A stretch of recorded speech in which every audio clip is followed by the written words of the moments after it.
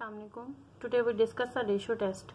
The statement is let x is equal to xn be a sequence of a non-zero real numbers.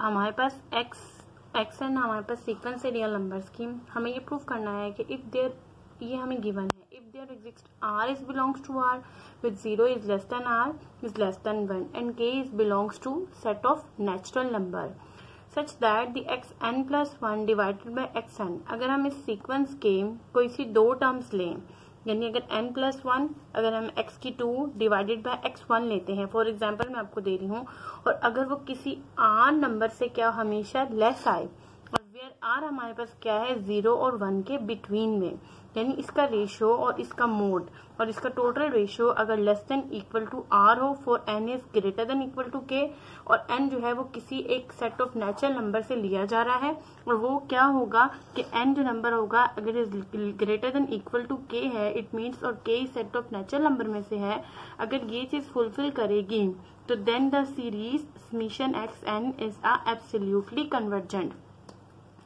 Absolutely convergent के लिए आपको पता है, मैंने आपको ये बताया था कि ऐसी सीरीज अगर हमारे पास समीशन xn जो है वो कन्वर्ज करती है, ठीक है, और हमारे पास इस टाइप की टर्म्स देखें, अगर मोड की फॉर्म में जैसे x1 मोड x2 मोड ये भी कन्वर्ज करें, तो हम उस सूरत में कहते हैं कि जो ये वाली सीरीज होगी वो हमारे पास क्या होगी, एब्सोल्युटली कन्वर्ज होगी. इट मीन्स कि इसकी एब्सोल्युटली जो वैल्यूज हैं, जो हमारे पास टर्म्स आ रही हैं x1 मोड x2 मोड, वो भी क्या करेगी, कन्वर्ज करेगी.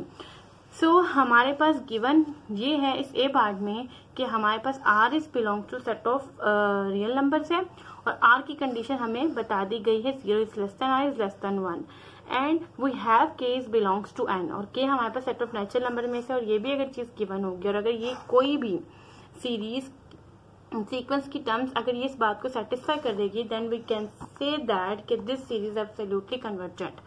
और डाइवर्जेंट के लिए हमारे पास क्या क्राइटेरिया होगा कि if there exist k is belongs to n such that xn plus 1 is divided by xn is greater than equal to 1. आप देख सकते हैं कि यहाँ पर r 0 और 1 के बिटवीन है, यानी 1 के इक्वल नहीं है, और 0 से भी क्या है, 0 से बड़ा है. अगर हमारे यहाँ वैल्यू इस टाइप की हो कि जो हमारे पास 1 से छोटी हो, लाइक दिस 0.5 1 से छोटी है ना, अगर यहाँ पर कोई ऐसी वैल्यू हमारे पास आएगी तो उस सूरत में ये सीरीज क्या कर जाएगी, एब्सोल्युटली कन्वर्जेंट. लेकिन अगर ऐसा हो कि यहाँ पर 1 के इक्वल आ जाए ये वाली टर्म, या ग्रेटर देन 1 हो, या तो 1 के इक्वल आ जाए या 1 से बड़ी हो, यानी 2 3 4 आ जाए, अगर इसका रेशो हम लें, तो देन हम कहेंगे कि ये सीरीज क्या करेगी, जो xn x1 x2 mode x2 3 वाली ये वाली सीरीज क्या करेगी, it should be a diverge.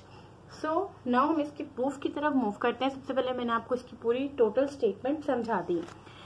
Suppose जो गिवन है उसको हम लिख लेंगे. Suppose there exist r is belongs to r with 0 is the less than r is less than 1, कि r ऐसा नंबर है जो कि 0 से तो लेस है, सॉरी 0 से तो बड़ा है लेकिन 1 से लेस है, and k is belongs to set of natural numbers, और आपने के सेट ऑफ नेचुरल नंबर्स में से लिया such that xn plus 1 divided by xn is less than equal to r. ये कंडीशन हमें गिवन है अगर, तो देन अगर ये चीज होगी तो क्या चीज होगी कि ये सीरीज एब्सोल्युटली कन्वर्ज करेगी. हमें ये प्रूव करना है कि सीरीज एब्सोल्युटली कन्वर्ज करती है या नहीं. हमने अपने जो गिवन क्राइटेरिया था उसको लिख लिया. नाउ अब इस चीज से हमें क्या चीज इम्प्लाई हो रही है, this implies that xn plus 1 is less than equal to r xn. आप इसको यहाँ पर लेके जा सकते हैं. इनइक्वालिटी की टर्म को यहाँ से इस वाली इसको उठाएंगे और इसको यहाँ ले आएंगे लाइक दिस. तो मैंने इसको इस तरीके से यहाँ लिख दिया. इसको इक्वेशन 1 का नाम कह देंगे. आपने अगर अभी तक मेरा चैनल सब्सक्राइब नहीं किया तो मेरा चैनल सब्सक्राइब कर दें ताकि आने वाली न्यू वीडियोस आपको मेरी मिलती रहे. नाउ अब आप ये करें कि अब हमें ये करना होगा कि put n is equal to k in equation 1. आपने जो अभी ऊपर इक्वेशन 1 इसका नाम दिया, जो मैंने अभी बताया कि हम xn को यहाँ ले जाएंगे, तो देन हम अब यहाँ पर क्या कर रहे हैं कि n को इक्वल टू k पुट कर रहे हैं. आपने इस वाली इक्वेशन में n को k के इक्वल पुट करना है, and we will get k plus 1, यानी n की जगह पे अगर मैं k लिखती हूँ तो यहाँ k आ जाएगा प्लस 1 आ जाएगा, less than equal to r x and k. ठीक है, इसको आप इक्वेशन 2 का नाम दे दें. Now put n is equal to k plus 1 in equation 1। अब हमने इक्वेशन 1 में क्या पुट किया, इक्वेशन 1 में हमने इसमें अब k प्लस 1 पुट किया। इट मीन्स कि n को अगर हम k प्लस 1 पुट करेंगे तो क्या आएगा इस वाली इक्वेशन में। देखिए इसमें अगर आप k प्लस 1 करोगे और साथ में प्लस 1 जो इसका यहाँ पर आ गया less than equal to r, और यहाँ पर क्या आ जाएगा k प्लस 1। इंडक्शन की जो हमारे पास प्रॉपर्टी है उसको यूज कर रहे हैं हम। पहले पुट कर रहे हैं n is equal to k, then हम पुट कर रहे हैं n is equal to k plus 1। n is equal to k plus 1 put करने के बाद we will get this x k plus 2 less than equal to r x k plus 1। अब आप ये देख सकते हैं कि इक्वेशन 2 से, फ्रॉम द इक्वेशन 2 अगर मैं यहाँ पर x k प्लस 1 की वैल्यू पुट करूं, आप देख सकते हैं कि x k प्लस 1 की वैल्यू क्या है, r x k। Just we put the value, now put the value in equation 3, the value is the xk plus 1 is less than equal to r xk। अब आप इस वाली equation में put the value in equation 3। Equation 3 के अंदर आप क्या ये वाली वैल्यू पुट करते हैं xk प्लस 1 की, that is less than equal to r xk। So हमारे पास ये इंडक्शन क्या बन जाएगा, xk plus 2 is less than equal to r xk plus 1 is the less than equal to r dot r। हमने इसकी जगह पे इस चीज को पुट कर दिया r x mod xk, ठीक है।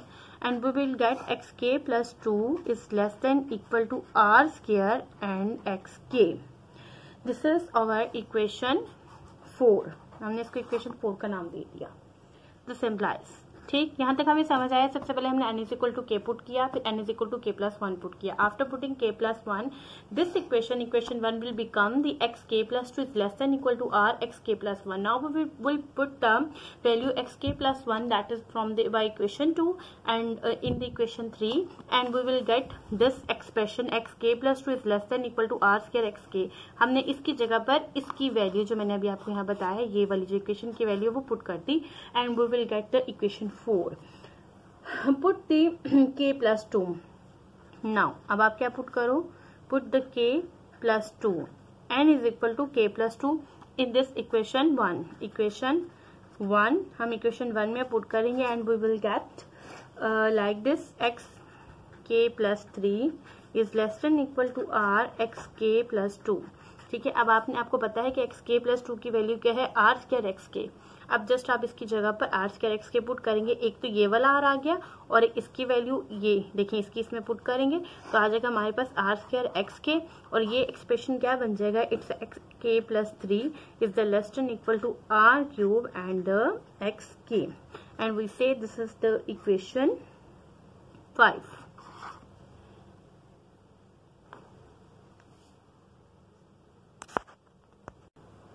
Now the equation 3, you can see equation 4 and the equation 5. We have this general expression that is x k plus m less than equal to r raised to power m x k, where m is belongs to set of natural numbers।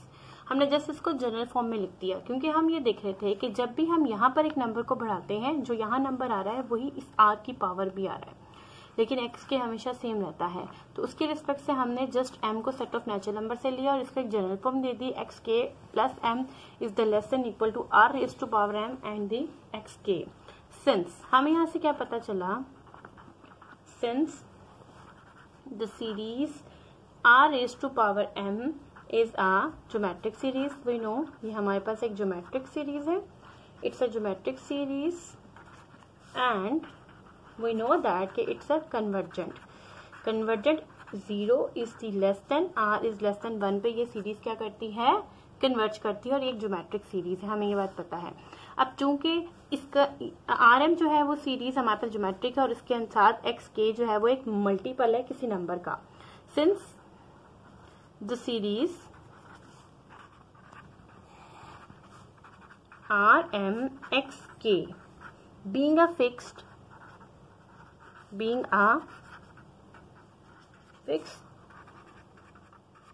multiple of series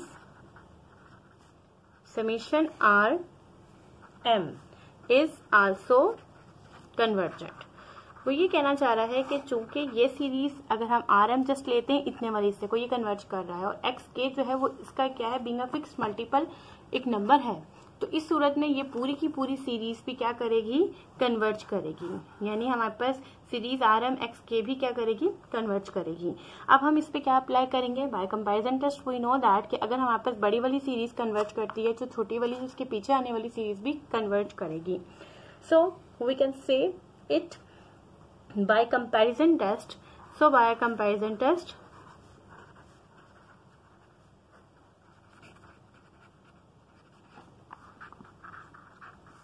the series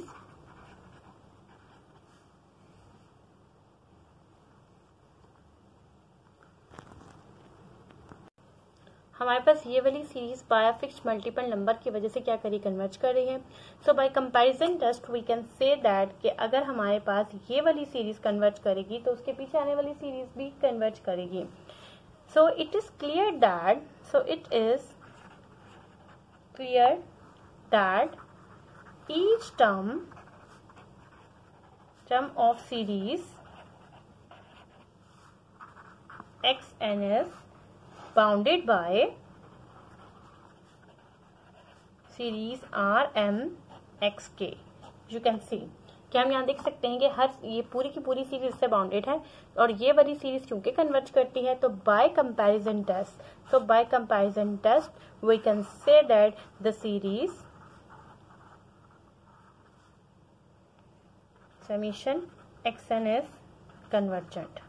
ठीक है, ये converge कर रही है तो it means कि this series is absolutely convergent, hence proof.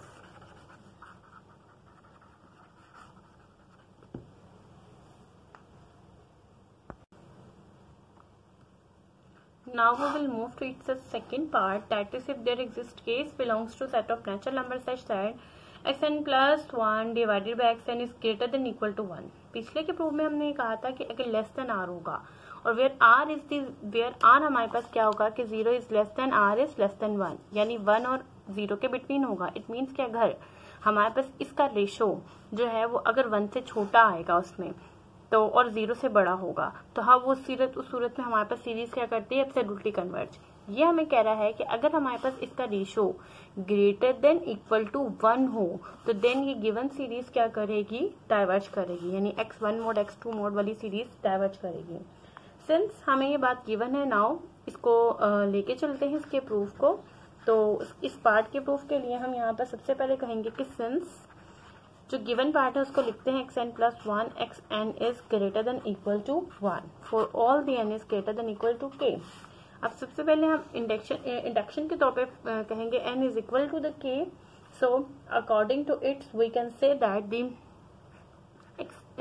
xk plus 1, ठीक है, and greater than equal to x of to the k। हमने यहाँ पे जस्ट पुट किया और इस 1 की जगह पर हम इसको यहाँ पर यूँ लेके जा सकते हैं।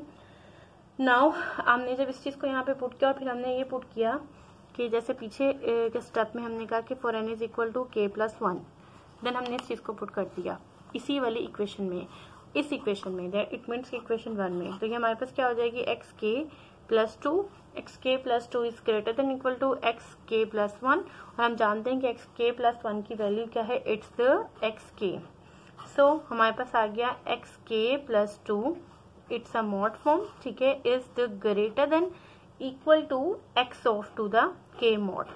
आपको नजर आ रहा है कि एक फिक्स नंबर से क्या आ रही है, ये वैल्यू ग्रेटर भी आ रही है और इक्वल भी आ रही है।